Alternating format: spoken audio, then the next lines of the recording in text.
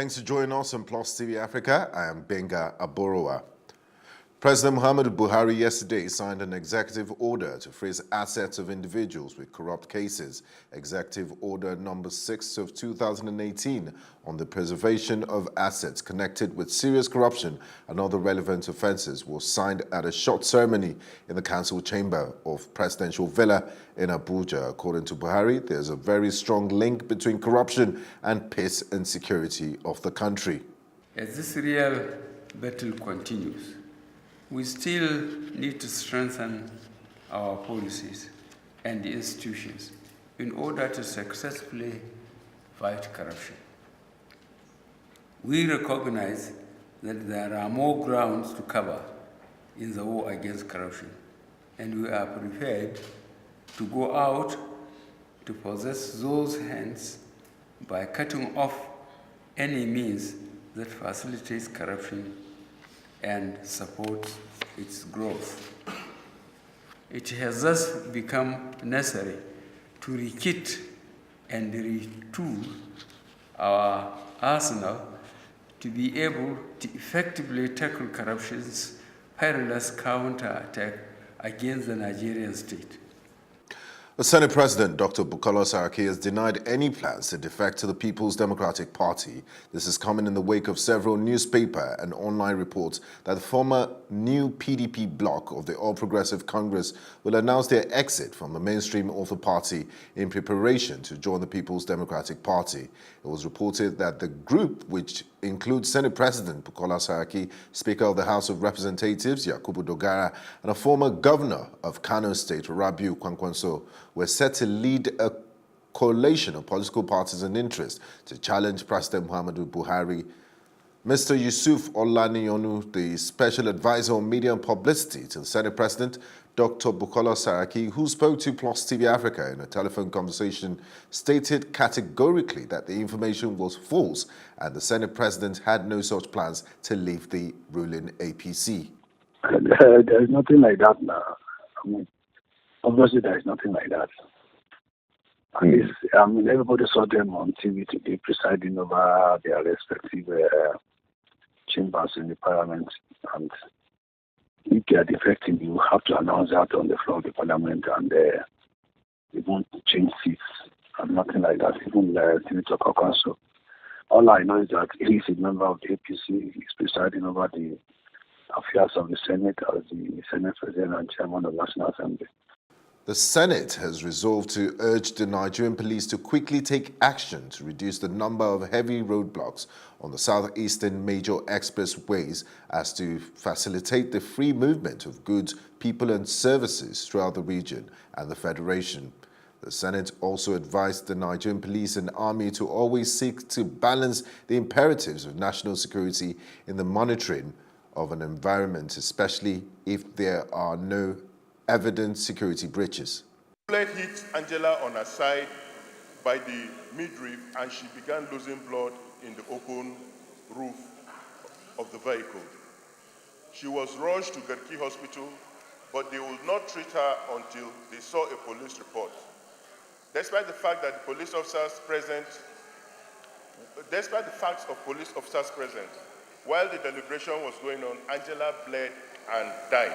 Either we advertise or ensure that that bill already passed, which is an act that hospitals should receive gunshot patients without waiting for police report, because we are still living in the past. But now we have an act, a law that must be obeyed. Until we start holding people accountable to these kind of incidents, they would not stop, because what is the purpose of us having passed the bill President has sent it, and still a hospital will decide that is it that maybe they were not well informed or they're not aware that such a law exists. Members of the House of Representatives warned on Thursday that security challenges in the country would continue to worsen, leading to anarchy if more protests by policemen occurs across the Federation. The lawmakers also observed that revolts by security personnel suggested a leadership problem which President Buhari must not continue to ignore.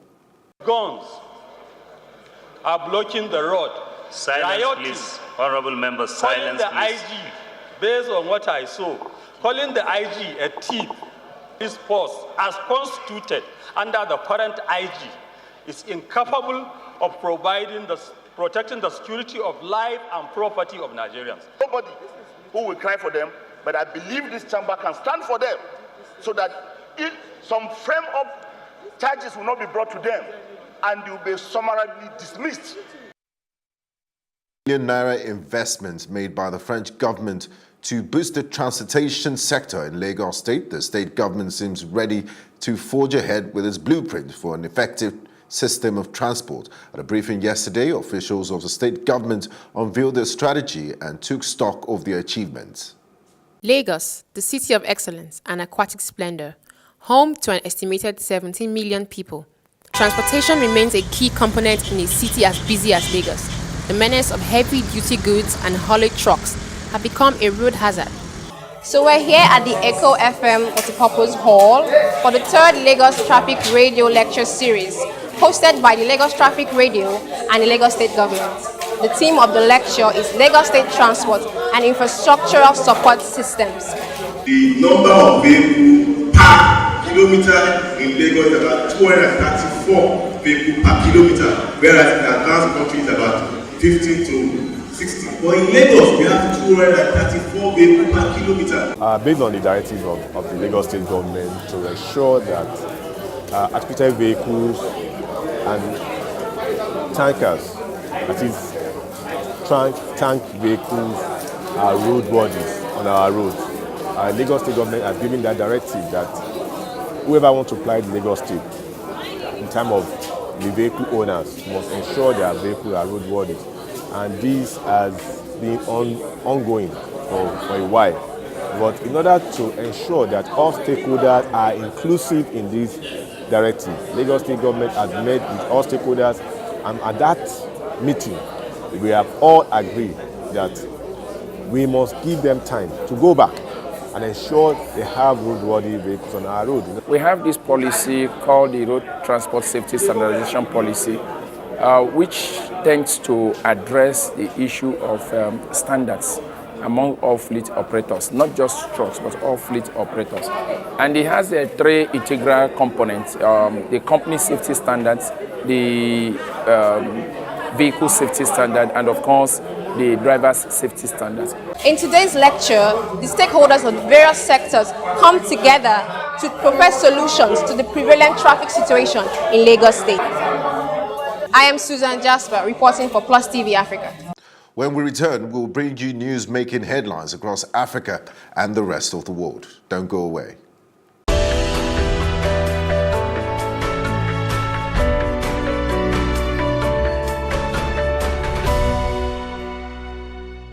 And on the foreign scene, Ethiopia fired its prison chief and took 3 opposition groups off its terrorist list on Thursday. The latest steps in Prime Minister Abiy Ahmed's bold push to shake the African giant from decades of security-obsessed rule. The sacking of the head of the prison service, along with 4 senior colleagues, came hours before a Human Rights Watch report that detailed torture at one notorious prison and urged the government to hold its officials to account. Announcing the dismissals, Attorney General Berhanu Segaye said prison officers must respect individual rights outlined in the Constitution, a rare public rebuke to the country's security apparatus. U.S. tariffs on $34 billion in Chinese imports took effect as a deadline passed today, and with Beijing having vowed to respond immediately in kind. China's Commerce Ministry said in a statement shortly after the deadline passed that it was forced to retaliate, meaning $34 billion worth of imported U.S. goods, including auto and agricultural products, also faced 25% tariff. The ministry called the U.S. actions a violation of world trade rules, and on Thursday, Trump warned that the United States may ultimately target over $500 billion worth of Chinese goods, or roughly the total amount that the United States imported from China last year. The United States Secretary of State Mike Pompeo arrived in North Korea today, hoping to fill in details on the North's plans to dismantle its nuclear program and also to secure the remains of U.S. troops missing from the Korean War. Pompeo will spend a day and a half in North Korea until Saturday, his first overnight stay there. At the Singapore summit, Kim made a broad commitment to work towards denuclearization, but fell short of details on how or when he will dismantle North Korea's nuclear programs. We'll bring you business news after this.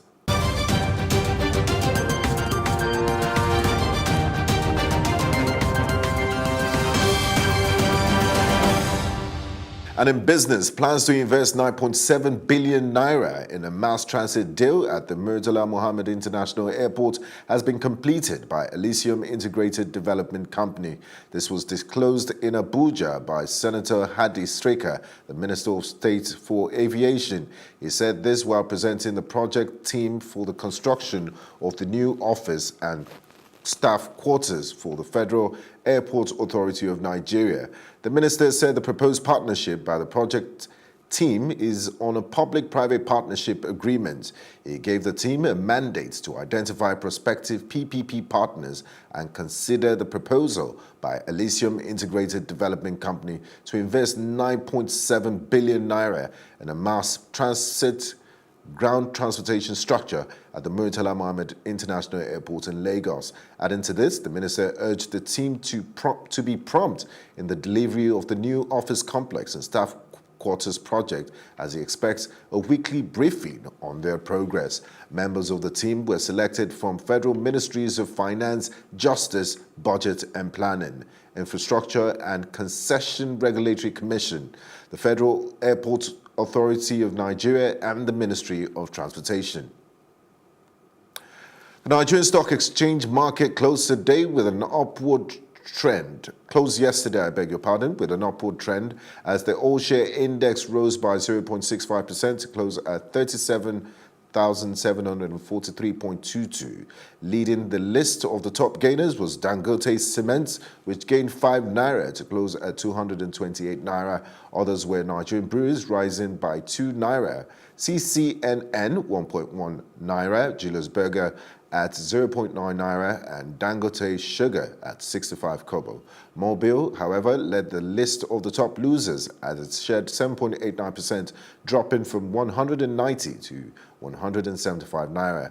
Flour mill dropped by 1 naira 75 kobo, Interbrew 1 naira 35 kobo, UACN by 35 kobo, and NEM, which dropped by 3 kobo.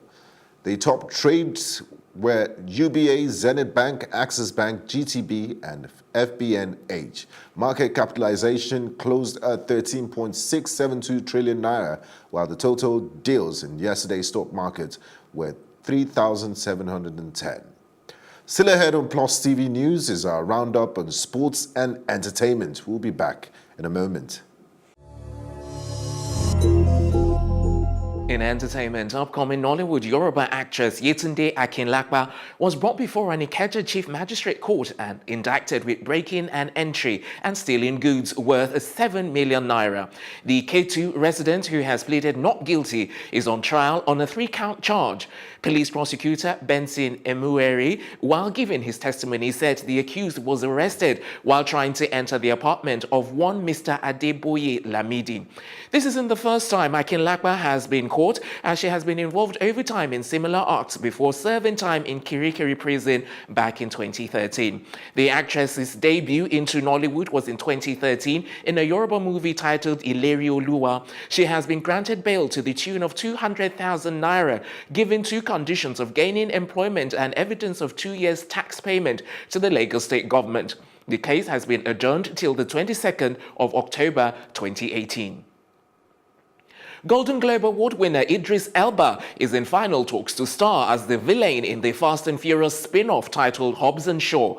Elba is to star alongside Dwayne Johnson and Jason Statham. It will be directed by David Leitch, while the screenplay will be written by Chris Morgan. The movie is scheduled for release next year. English actress from the series The Crown, Vanessa Kirby, is also billed to join the Universal Pictures project. Elba is currently working on creating, producing and starring in a Netflix comedy comedy series titled Turn Up Charlie.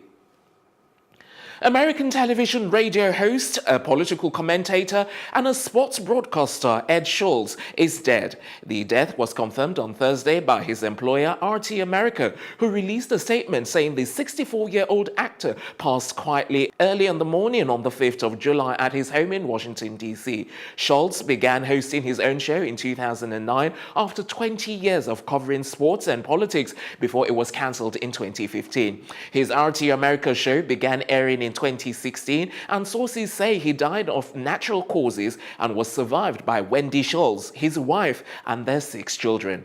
And that's it on entertainment. The very best in sports right after this.